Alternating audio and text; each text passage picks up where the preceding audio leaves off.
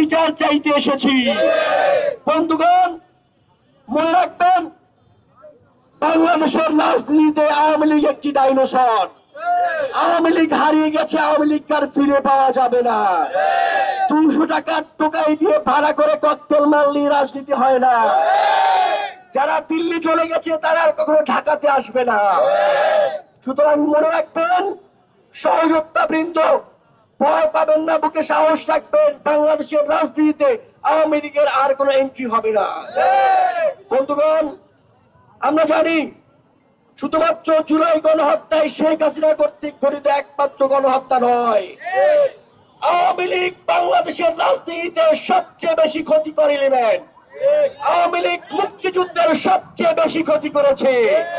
মুক্তিযুদ্ধের চেতনাকে সবচেয়ে বেশি ভুলুণ্ঠিত করেছে আওয়ামী লীগ। যার শুরু হয়েছে শেখ মুজিব কর্তৃক, শেষ হয়েছে শেখ হাসিনা কর্তৃক। বন্ধুগণ, আমরা দেখেছি ৭১ পরে শেখ মুজিব বাংলাদেশের প্রথম শহীদ শাসক হিসেবে আবির্ভূত হয়। এরপরে বাংলাদেশের তখনকার রাজনীতিবিদদের ভুলের কারণে বাংলাদেশ আওয়ামী লীগ আরো একবার রাজনীতি করার সুযোগ পায়।